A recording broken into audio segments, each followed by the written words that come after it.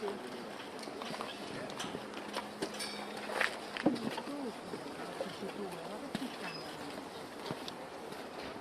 thank you all for being here today. I'm Robert Garcia. I'm the ranking member, leader of the Oversight Committee for Democrats, and we're going to make some brief comments. Everyone's got a few brief remarks, and then we're going to start the deposition. I want to just begin by just saying that what we're interested in today is a serious deposition. We have real questions that deserve serious answers from former President Clinton, and we have said from day one that Democrats want to talk to anyone, whether they are a Republican or a Democrat, no matter how powerful they are, whatever position that they've been in. If anyone has information about Jeffrey Epstein, and certainly the horror that he inflicted on so many women and children, we want to hear from them. What we do not want today is a sideshow and questions about UFOs or about conspiracy theories from decades ago, which is what unfortunately happened yesterday when a series of bizarre questions were asked of Secretary Clinton. And Secretary Clinton was clear. She never met Jeffrey Epstein. She never went on the island. She was never on the plane. And she had no knowledge, of course, of Jeffrey Epstein's crimes. I want to also add that there are a lot of questions today, whether they're about Epstein's finances, about survivors, about foreign intelligence, that we look forward to asking in a way that's serious and dignified, and we hope Republicans do the same. I also want to add one other thing which I think is really important. Republicans have now set a new precedent, which is to bring in presidents and former presidents to testify. So we're once again going to make that call that we did yesterday. We are now asking and demanding that President Trump officially come in and testify in front of the Oversight Committee. He appears in the Epstein files next to Jeffrey Epstein and Ghislaine Maxwell almost more than anybody else. So it's time for the president to answer questions about why files are missing from the DOJ, why there's been a White House cover-up, and why we continue in that administration to call this investigation a hoax. And finally, I'll review the call that we made yesterday, that we are demanding, again, that the press and the public be allowed inside the depositions so that you can hear the answers and the questions directly. And if that's not going to happen, they need to release a full, unedited review of the questions and video within 24 hours of the end of these depositions. That means that the Secretary Clinton deposition needs to be released immediately today. And with that, I'll pass it along to Mr. Paul. Thank you so much. Today we're here to conduct a serious investigation, and it is obvious that our Republican colleagues, at least yesterday, were not here to do the same thing. We've said it many times and we'll continue to say it again. We will hear from anyone. We don't care who you are. We just want the truth. All of us have met with the survivors. All of us looked them in the eyes and promised them that we would see this thing through the end and do it in a serious way. Asking questions about UAPs, UFOs, as interested as I am in the subject too, it has nothing to do with this investigation. Don't waste our time. Don't waste the time of survivors who have been waiting and waiting for justice. Now finally the government is paying attention. Members of Congress are paying attention. Stay focused on the matter at hand. We're also calling out the hypocrisy of our Republican colleagues who, yes, we're here to talk with President Clinton today. We'll talk with anyone. But how come people like Howard Lutnick, see, it seems like they don't want to talk with him. They don't want to talk with the president. They don't want to call in Pam Bondi, who has done everything that she can do to cover up and to slow down our investigation.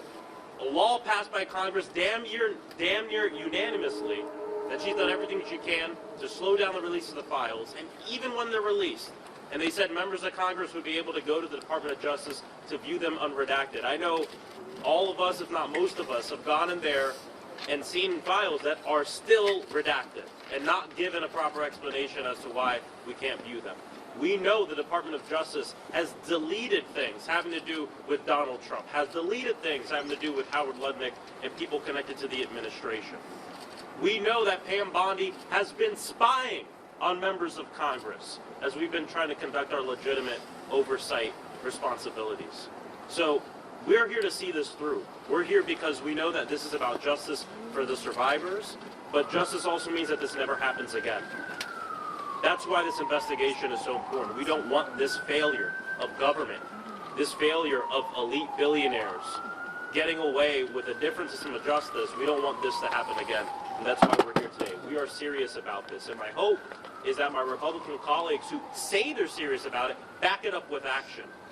Not just with the questions you ask here today, but what you do from here on out. It's not about party. It's about this nation. It's about protecting our most vulnerable people.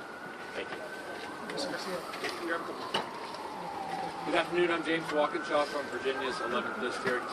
I am glad that President Clinton is going to sit down today with us and answer questions under oath.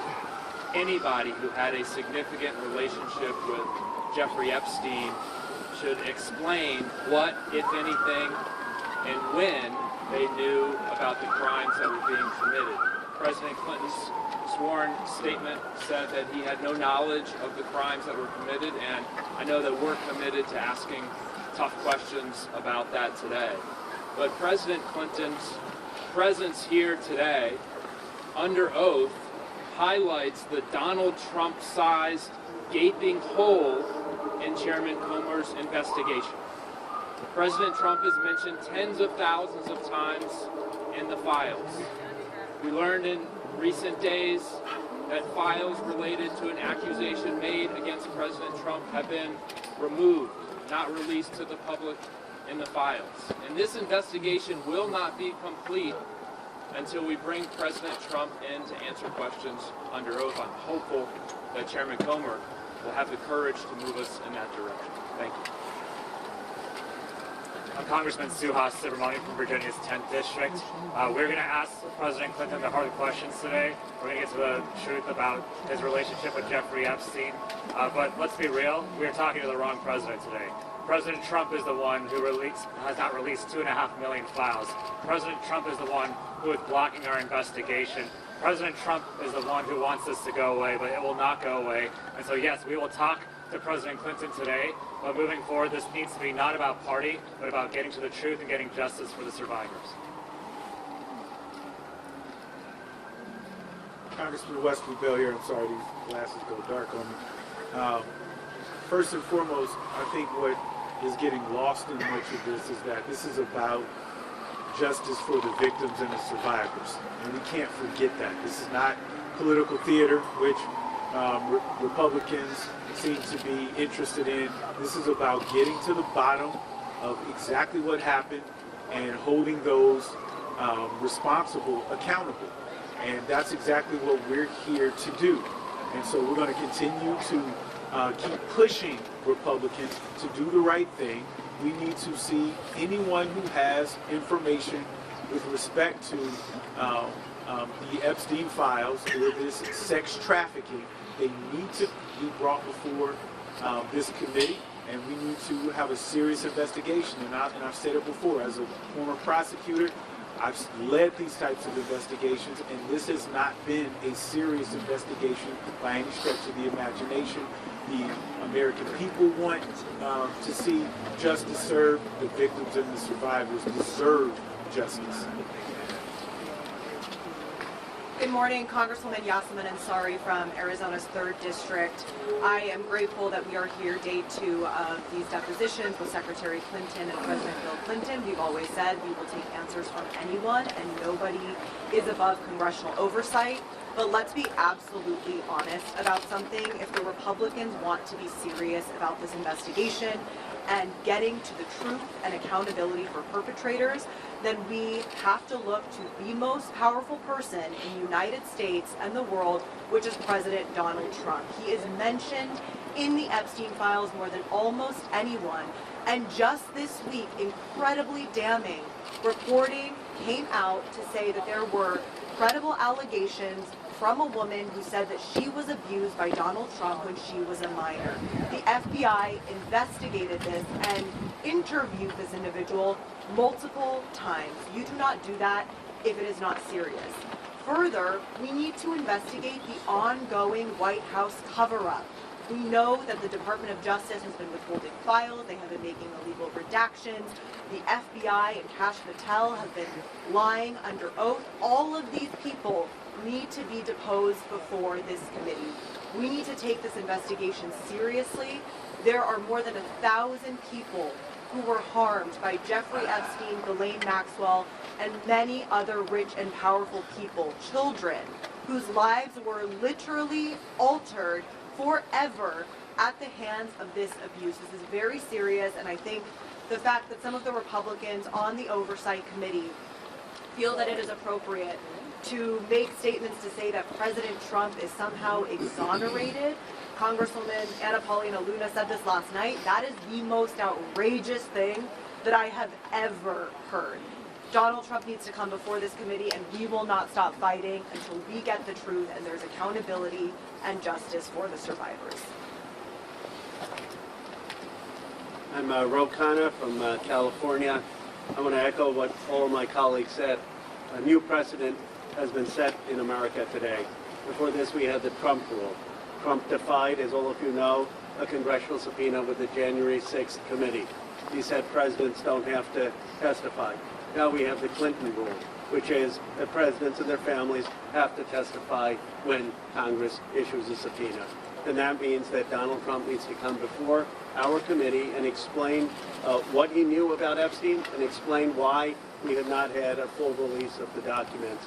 We also need other people, part of the Epstein class, to come before this committee. If President Clinton can answer questions, many others need to as well. I was pleased to see Congresswoman Nancy Mace today calling for Howard Lutnick to come before our committee. I believe we will have the votes to subpoena him, and we will work with Ranking Member Garcia to make sure that he comes before our committee next. Mr. Chair, mentioning foreign intelligence. Virginia Giuffre never accused the former President Bill Clinton of wrongdoing, but she did say that he visited Epstein's island, that she saw him there. But the former president said he never went. You mentioned Howard Lutnick several times. We know that he claimed he cut off ties with Epstein, but then was found to have visited the island. So who do you believe, Virginia Giuffre or President Bush? Those questions are actually going to be asked today in this deposition. Sorry, Chairman. Mr. Ranking Member, just a short time ago, your Republican colleagues said that there was some type of exchange yesterday with the Secretary where she was screaming. What is your characterization of what happened? I hope that the Republicans release the actual video unedited immediately, because to say that the Secretary was screaming, I think is beyond a mischaracterization. What happened yesterday was a disgrace.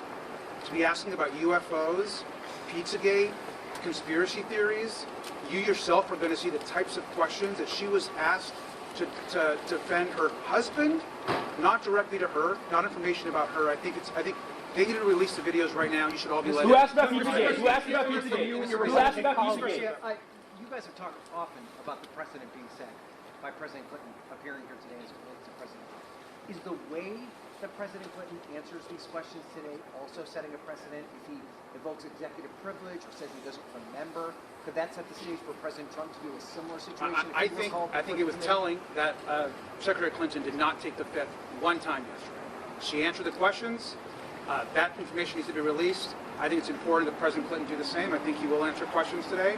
I think that President Trump needs to man up, get in front of this committee, and answer the questions and stop calling this investigation a hoax. And we've got to go in. Chairman, who asked the Pizzagate questions? Congressman Khanna.